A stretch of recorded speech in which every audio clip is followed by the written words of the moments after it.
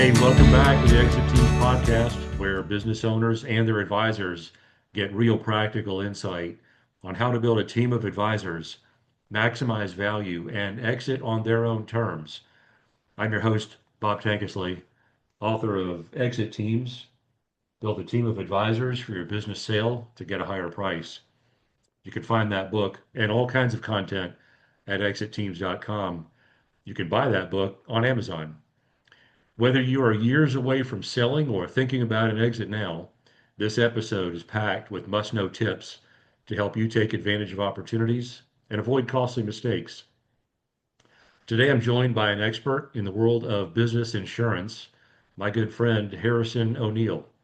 Harrison started in the insurance industry as a commercial lines underwriter. He transitioned to the agency side, following in the footsteps of his father and his grandfather. Harrison is an advisor and advocate for a wide variety of commercial clients seeking to simplify the insurance process and reduce their total cost of risk. He enjoys learning about the people and the story behind the businesses, then working to craft an insurance program to protect exactly that. His goal with each business owner client is to be their trusted advocate, leveraging industry experience and relationships to cultivate the peace of mind, thereby freeing his clients to focus on what they're passionate about, their business. All right, Harrison, welcome to the show. Good to have you. This is going to be one of those topics that I know a lot of people are going to want to be paying attention to. I mean, every business owner out there either needs or should carry some form of insurance that you can help them with. So I'm sure they'll get a lot out of today's conversation. Yeah, glad to be on here and happy to just share kind of what we're seeing out there every day in the business insurance. Yeah. Well, we kind of call this podcast the hidden risks that quietly reduce business value. We talk about exit here a lot on the show. I've noticed over the years when business owners think about value, they tend to focus on growth and margins and strategy. I mean, you can't blame them. You can see Sure. growth, you can see margins, strategy is fun to talk about. But risk is often the silent factor that's shaping all of it. It's kind of lurking there in the background that they may not be aware of. When you work with companies on managing risk through insurance, how much risk exposure have you noticed actually impacts the value of a business? Sure. So yeah, I think silent factor is a great way to put it because there's most people aren't tracking, what does our risk management look like until something bad happens. Yep. And so again, it's one of those without having proper risk management in place, um, you can potentially, lose your business, have drastic changes, but it's not something that's you're not looking there, hey, here's now our profits are up because we're doing risk management. It's something that keeps your business running smoothly and lets you, get back to focusing on growing your business. Yeah. I know for too many business owners, risk is not, like you said, not something they actively manage. It's something they assume is covered. So I gotta ask this: where do you see business owners misunderstand or underestimate their total cost of risk? Yeah, I mean it's all over the board. It's hard to narrow down to one, but I think in general, people approach insurance and risk management is what am I legally required to have and cover? And then also where can I find that for the lowest price? And I think also on my side of the sphere, we're actually a lot of times programming customers to think like that. And so Mm, so I think it's better to have more of a total cost, like you were saying, and realizing, hey, here's how much we're paying for insurance, but also focusing on first off, where can I go wrong with, and where do I need to, put risk management in place? What safety do I need to have? Because there's so many indirect costs and other things that can cost you, besides just, okay, this is how much I'm paying a year for business insurance. let's dive a little deeper into that. You caught my attention that the industry, my interpretation of what I heard was that the industry is educating owners. Tell me if I'm putting words in your mouth. educating owners to think about risk management through insurance in a certain way when in reality it's probably the top tier people in your space that go that extra distance and put risk in context, help the owner think more big picture than just product and price. What does that look Yeah. like in your world when I mean, do you, maybe another way to ask this question is, are you going in kind of as a consultant first and, oh yeah, well, now we'll get to what needs to solve these issues? Yeah, I mean, I think a good example would be let's take workers' comp insurance. So people say, okay, here's my payroll, here's what I'm paying now, get me a lower price. And before we even have that conversation, we're trying to figure out, okay, if you do have a claim, what kind of safety do you have in place?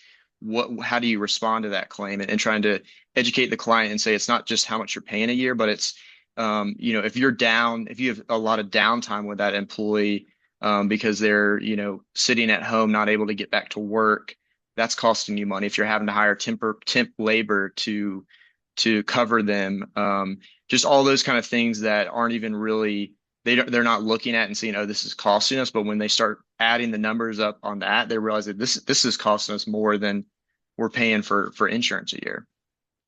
Sure.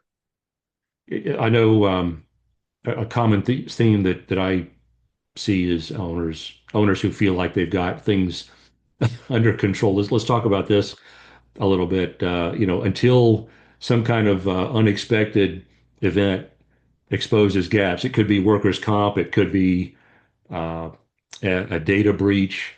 It could be, hey, we thought we were covered. We thought our fleet was covered, with these types of protections. But now that a claim is needing to be filed, we're finding out that's not the case. How often are you running into situations like that? The owner thought one thing, the policy is delivering something else. Yeah, I mean it's all across the board. I mean, cyber insurance is a big one.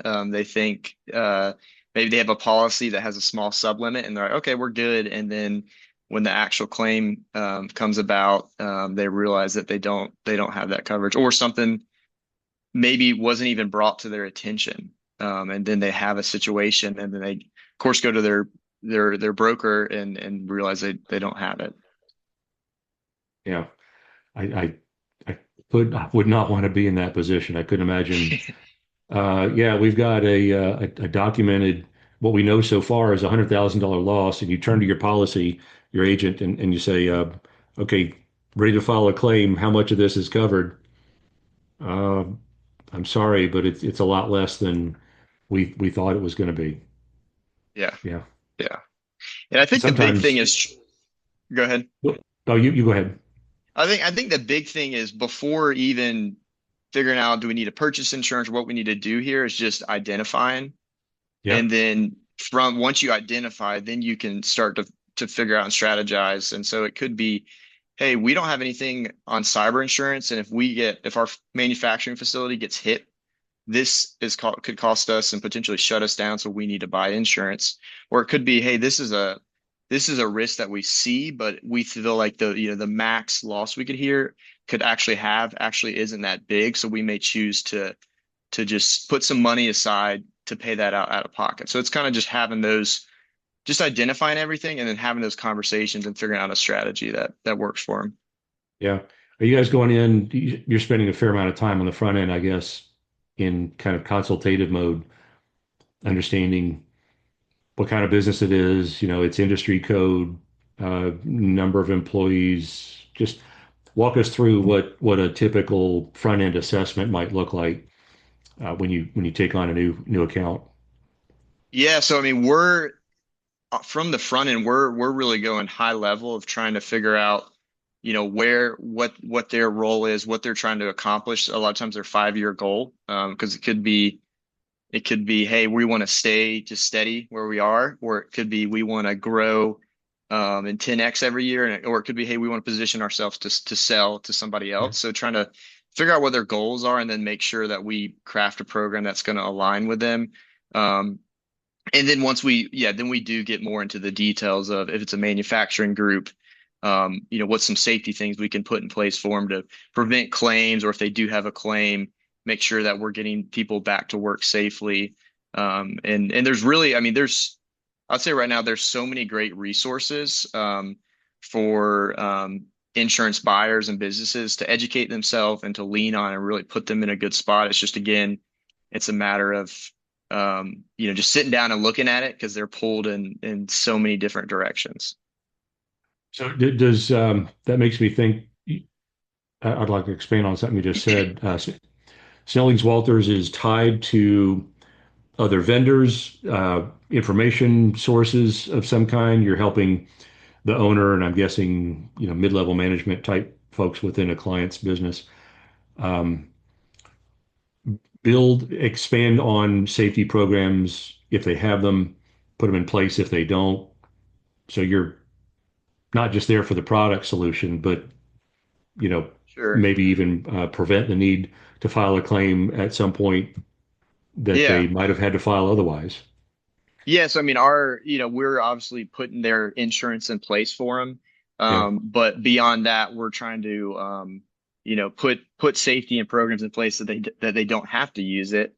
sure. Um, and that helps them grow the company profitable and keeps their employees safe. So yeah, I mean, there's not a one catch all, this is what we do, but it could be, hey, um, we're putting together we're having issues in this area where employees are always cutting their fingers. So it may be bringing in one of our insurance partners to walk the facility, and then they figure out, oh wait, they need to put this guard in place or something like that. So it's not a one catch all just solution, but we're trying to just look at it big picture and figure out where they need help. Yep. Now that's good to know. That's like true partnership. You're not just there to fulfill on a product, but hey, let's get your company operating better. Which at the end of the day, if they, like you said, if they are going to go to market, that just becomes another set of problems that the future buyer doesn't have to be concerned about. Because the buyers get granular. You better believe it. They're digging deeper into Yeah, I'm sure. financials and operations. They're peeling the layer of that onion back deeper than we ever thought they would. But you can't blame them. They've got the capital, and they're more perceptive of risk these days. So let's dive a little deeper into this topic of Sure. pressure and unexpected events, because that's what risk mitigation in the form of insurance is for.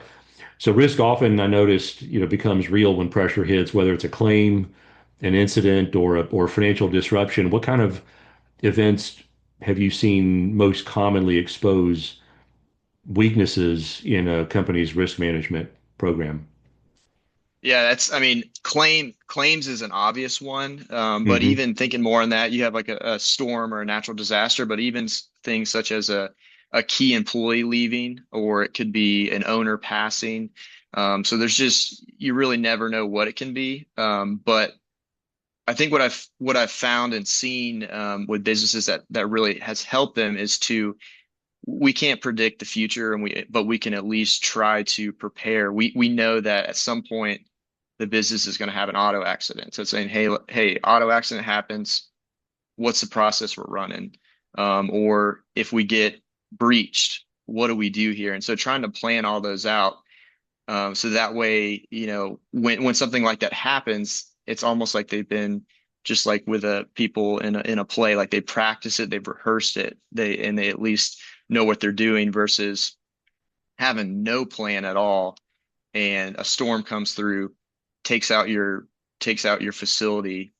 No one has any idea what to do. Or auto accident, no one has any idea what to do.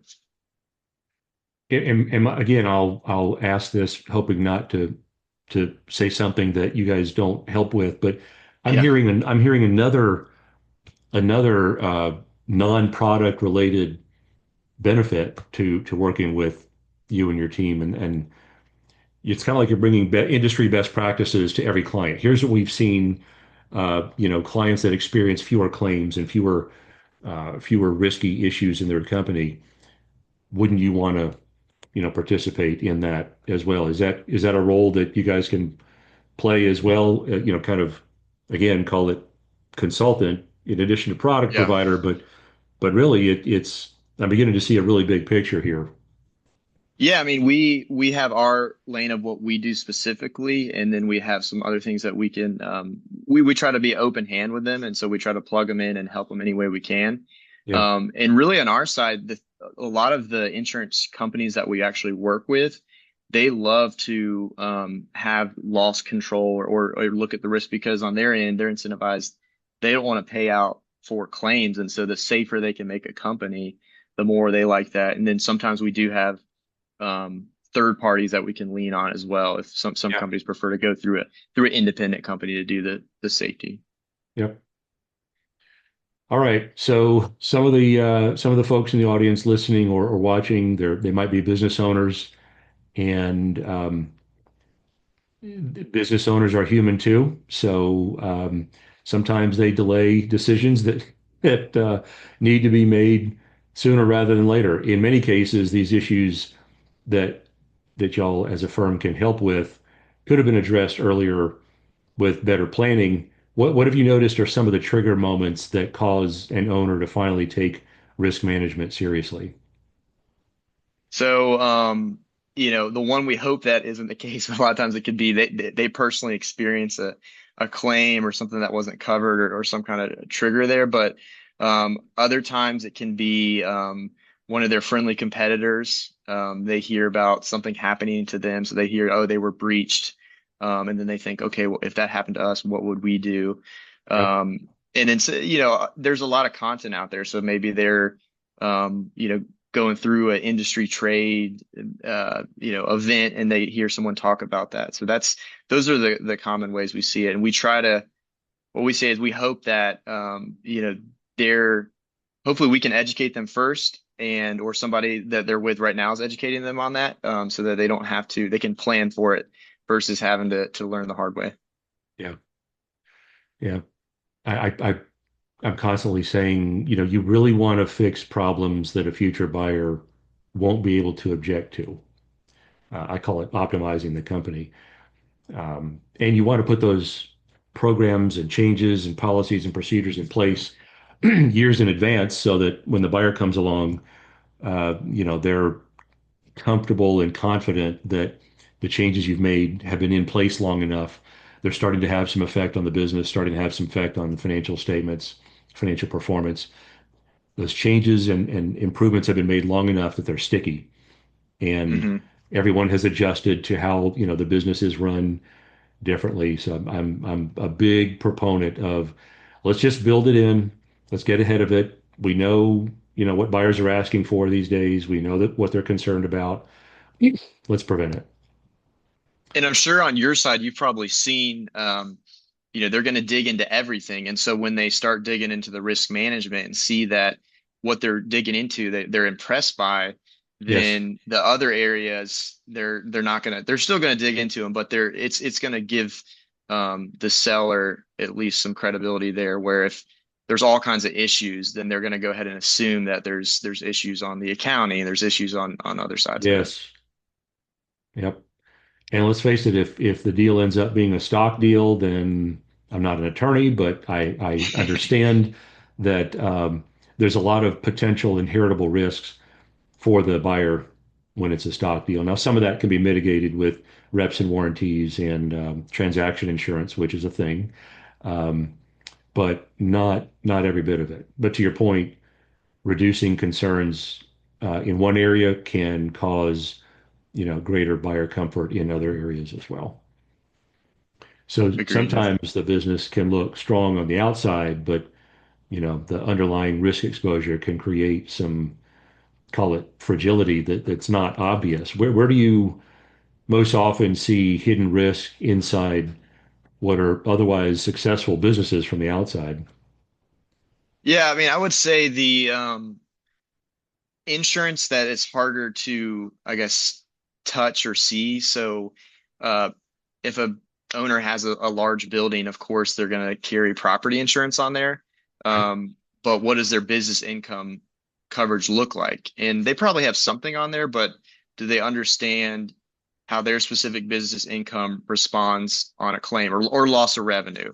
Yep. Again, with cyber insurance, they may have something on their policies that says they have a little bit of cyber insurance, but again, what does that actually mean? And so it's easy, I think, and a lot of it's required too. So I mean, everyone's got to have their auto insurance, their liability insurance. If they're carrying loans, they got to carry the property insurance. So those are kind of always taken care of, but it's the ones that you're not required to have that people Mm. a lot of times just assume, oh, it's probably in there somewhere until they have a claim or issue. Is cyber kind of the biggest component of, or the biggest percentage of those unseen risks, do you think? I would say so. I mean, because it's again, some people can directly see how it affects them, but a lot of industries feel like, oh, it doesn't hurt us until, they get into some situation where they've wired money to someone they shouldn't have. Yep. Another one, I mean, there's all kinds of coverages, but directors and officers, that's protecting the officers of the company personally. I've seen Yep. that a lot of times, even on a small company where there's a falling out between some owners, one of them leaves, and then all of a sudden they start suing each other back and forth, and then they hope there's coverage and realize that they don't have any coverage there. Yeah. Ah, then they really start pointing fingers Yeah, at yeah. each other. A business, no matter what it's going through, it evolves over time, basically, and the risks that the business is exposed to evolves over time from, small company, small risks to mid market, lower middle market company risks that are, kind of commensurate with a business of that size. And as a company gets larger, its risk components change and magnitudes changes. What are some common patterns you've seen, speaking of, changes and the need for uh, updated coverages? What have you seen out there in terms of outdated policies and coverage gaps and misaligned limits that would give you pause and say, "Whoa, what have we gotten ourselves? What do we have here, really?"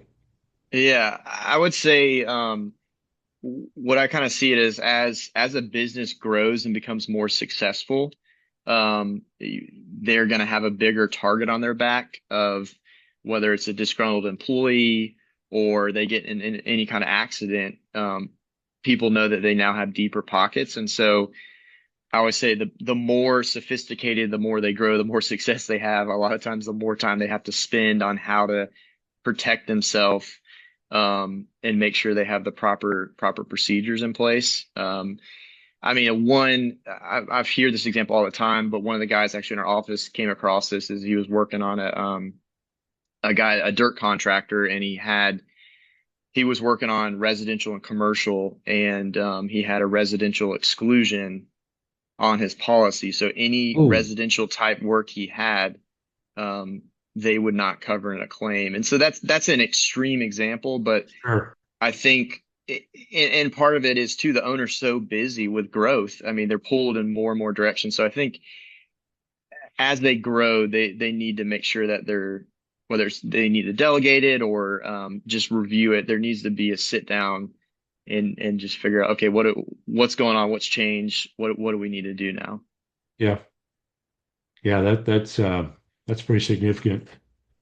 Yeah. Sig Interesting. Let's talk about exit now. We talk about exit here a lot on the show. So from an exit perspective, buyers are evaluating not just the upside, but as I said, a couple minutes ago, they're becoming more concerned about downside risk. Their questions in due diligence are getting a lot more granular. Due diligence is taking a longer time for us to get through when we're representing a seller. So Mhm. in terms of risk management and insurance structuring, how do you see those showing up during the infamous due diligence process?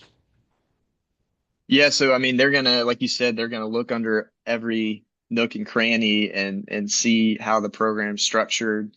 And I mean, a lot of times they're gonna be more concerned on what I call like the longer tail claims. And so what that means is claims that could materialize much later on. So example would be an auto accident that happens right away that usually gets settled quickly, compared to you could have, if someone's manufacturing baby cribs and there's an issue there, it could come out 5 years later down the road. And so I think they're kind of looking at, okay, if we buy this business, what could we get stuck with, claims, legal, that we could get brought into. So two that come to mind for me are more on the product side. So if someone's making something, what could come back Right. to them years later, and then also, on the pollution side, if it's something Pollution. that pollution, yeah. So Yeah. any situation where they're making something or moving dirt around, and let's say it leaks into a stream, a creek, or pond, or something like that. Um, but yeah, I mean, they're gonna, like you said, they're gonna look under every nook and cranny, and make, because they're wanting to get the best deal they can. So Yeah. Yep. And talk about having a target on your back. It hasn't happened yet, but that I've noticed. But private equity is behind so many of the lower middle market and middle market transactions now. Uh, the good news is, they've got kind of a professionalized approach to running a business, probably more so than the ownership and the management of the company that they're buying it from. But still, there's risk exposure. And I haven't yet seen class action suits against PE backed companies. I don't know. Could be waiting in the wings, industry by industry. yeah, there's always a new class action I see that pops Yeah, up. So I'm sure it's only a matter of time. yeah. At what point does a business owner outgrow a business rather outgrow its current insurance strategy? And if you come back with a response like "it depends," I'll fully understand that. Yeah, I mean, yeah, it's tough to say, but I mean, most of the time, if a business starts out, I mean, they're literally purchasing insurance. I need this to operate, and that's Yep. how I mean, I would say most people get their start, The and then state as says I they, have to have this. Yeah. yeah, yeah, just My like a industry. license. Yep. To maintain my license, I've got to have this, right? Yeah, so I mean, I think that's how everyone starts, and then there's kind of that progression. And so again, if the insurance program they have right now, if they're operating with that mentality, but they're doing 10 million in revenue, that's going to come back to hurt them. And so I think that's just more the idea of, um, you know, if they work at someone at that level, the broker understands that, but they're slowly educating them, informing them so that when they do grow, they start to put more of those strategies in place. Yeah. Yeah. So if an owner's 2 to 5 years away from selling, what you're making me wonder what they should be doing now to clean up or optimize their risk profile because, risk, we've mentioned it a couple of times so far, becomes part of building a clean, transferable business to a lot of increasingly sophisticated buyers these days. So 2 to 5 years out, which is kind of what I tell folks, if you can, as a business owner, if you can give yourself 2 to 5 years to optimize your company, you can do quite a bit to get it ready for going to market and building a great buyer pool that responds well to the opportunity. Hmm. Yeah, I mean, a lot of it I've covered already, but I think it's just again echoing, identifying where the risk is, and then properly, putting a strategy in place to address that. And then again, trying to think like the company that's going to buy you, and know where they're probably going to dig in more, where they're not, and trying the more they can put them in their shoes. And like you said, having the long-term approach. It's not a, hey, we're going to sell now. Now we're going to completely revamp our insurance program. Their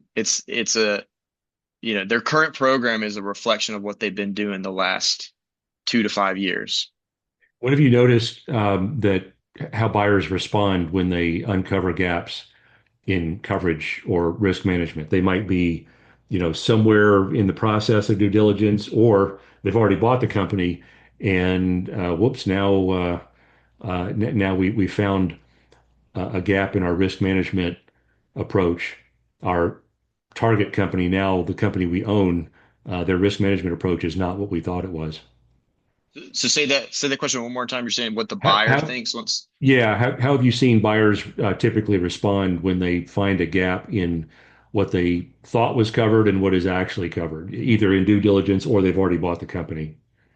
So yeah, on the due diligence side, obviously they're gonna make that very clear, and they're gonna use that for their leverage when they're negotiating Leverage. the deal. Yeah, Yep. so it just gives them more leverage. I mean, after that, it's kind of, now it's on them. I mean, obviously, like you said, there's reps and warranties, there's um, coverages. Obviously, they're purchasing their own insurance now, so that should take care of it. But Yeah. again, it's always an unknown, and a lot of times the buyers have a usually a larger team and a lot more expertise Hmm. than the seller a lot of times. So usually um, that's not as often the case. But again, you never know sometimes when you buy a business what you uncover. Yeah. Not to pull something out of thin air. I'm sure you've already heard this concept. It's self-insuring. It involves entities set up in not in the U.S. and you're self-insuring that way. What is that type of approach called? Yes, there's a couple different. I mean, so self-funding, and then on my side of it, commercial side, business insurance, it's Yep. a captive model. Captive. That's it. And so there's a couple different. I mean, there's a captive where it's let's say we'll just throw out a company name UPS. They form their own insurance company and they are self-insuring just for them. And then there's group captives where you take, let's say, a group of middle market HVAC contractors that are all in a pool, so maybe 20 or 30 of them, and they all pull together and they're doing kind of their own insurance program. Ah, So. interesting. How big does a company have to be, or a group of smaller companies So, to do a captive? yeah, I mean it's actually generally it's a premium threshold, Okay. and it's actually getting a little bit smaller, but I would say generally 250,000 total spend on the auto, the liability, and the workers' comp portion of it. Okay. And I mean it's not for everyone. I mean it's a good strategy, and we've definitely used it with some clients, and it's a good again it's a just thinking outside the box and trying to bring them extra resources. And it can be a Yep. good advantage. Well, let's get back into the buyer's mindset. On the flip side of having a weak risk management approach, the the buyer might be looking at could have a strong risk management approach. I think we all know the answer here, but how can a well-structured insurance program actually strengthen a seller's position? We've kind of danced around it here Yeah. so far, but if you get as granular as you like, maybe cite an example or two where you've seen a buyer was really impressed with maybe a company you guys had been working with, and uh, they saw that risk was taken much better care of than what they had seen in other target companies they were looking at. Yes. I mean, I think a lot of times the risk management is a reflection of just the company culture. And so again, when they're doing the Yep. due diligence, if they say, okay, the risk management's good, not always the case, but I would argue most of the time there's a very good employee culture there in place. Yeah. And that's a reflection of they take pride in their work. They're putting out good work. They have tenured employees that are there, enjoy being there. They have each other's back. So I think it's just another indicator, another plus that's showing that this company's doing what they need to do. And I mean, I'm sure you're the same case. Like we're meeting with all different businesses, and I mean, you see all ends of the spectrum of companies that you're like, man, this I would love to work for this company, just the culture they have, the energy and all that they bring. And then you see other ones where you are like, I would never want to set foot um, in this company. And they're usually the ones that are complaining they can't find good employees. Yeah. Yeah. I have run across some companies that either the owner didn't want to sell, or the timing wasn't right, and I would have thought to myself, I sure would like to be an owner of this business with what I've gotten to Yeah. know Yeah. about it. Yeah, stay tuned. That may be part of how I help owners transition later. We'll see. Yeah. Hey, Harrison, we've got this section called the rapid fire section. Our audience seems to like this one. I ask a question and then you just come back with something, short and punchy. So here we go. The biggest risk management mistake that owners make. Not identifying the risk first. Yeah. Right. The most underutilized way or underrated way to reduce the total cost of risk. Planning when they have a loss, trying to map that Okay. out. Okay. See, you mean seeing where they could be having losses in their organization and getting ahead of it that way, Yeah, so just mapping it out mapping it right out. away. Yeah, yeah. I mean, not to get in a tangent, but I can't remember the stat, but it's like workers' comp. You have your direct cost, and then usually your indirect cost are four times your direct cost, and no one talks about that indirect cost. So Wow. Get what direct versus indirect. Could you, for our audience, explain that? I think I know what you mean. so yeah, the direct cost would be the actual cost to for the workers' comp claim, and then the Yep. indirect would be how long they've been out of work, have they had to hire additional employees, just any of Okay. those indirect costs that go into it. Are they having to do additional training, hire a recruiter, all those indirect costs? Okay. Yeah. See, sometimes these rapid fire questions they can expand a little bit. The answers can, no problem. All right. Yeah. Next one. One thing every owner should review this year. Just sit down and just take a look at their cyber, I would say would be a big one. But just overall program should be looked at once a year. Cyber. Yeah. I heard that was it 40%? Some very large percentage of cyber incidents involve fairly small businesses. It's the bigger companies getting hit with hundreds and tens of thousands of accounts affected, but a huge chunk of the cyber risk is actually borne by much smaller companies. Yeah, I think that yeah, sounds right. I mean, they're basically smaller businesses are easier targets. And so obviously the big companies make the headlines when they get hacked. But there's a plenty of companies just in Georgia that are getting hacked that aren't making headlines, but it's directly affecting the owners, the people that work there. So Yep. it's a big deal. All right. All right. Next one. What creates the most protection the fastest? That's just finding a broker that's going to be your advocate, Yeah. um, and leaning on them for that expertise. Yep. All right. If you could sit down with a business owner 3 years before they sell, maybe someone that's listening or an advisor that's listening, and they've got, business owners as clients or relatives or friends, what would you tell them to do differently when it comes to managing risk? So, I mean, I think I've kind of harped on this, but I think the big thing is just taking a step back, having a conversation, identify the risk, and then it can get very granular, very complex, but I think at a simple level of just trying to see where are we exposed and how can we address that. And Yeah. a lot of times it's purchasing insurance, but it could be, now we're going to do this extra safety thing because we figured out that, doing this extra step reminds employees to not do that, and it helps losses. So it's just trying to go start big picture, and then you just slowly work your way down. Yep. Sometimes you got to start with the basics. It's kind of a self-revealing statement, but starting with the basics can often be a great place to start. Well, Harrison, this has been fantastic. Where can folks get a hold of you to hear more about the good work that you and the team at Snellings Walters can do? Yeah, so you can find me on LinkedIn, and then also I believe, are you going to post I guess my contact information Yep. will be Website, up there. But yeah, email I mean, address, phone number. If you phone or email are going to be the quickest responses. Okay, for those just And then listening, what would that be?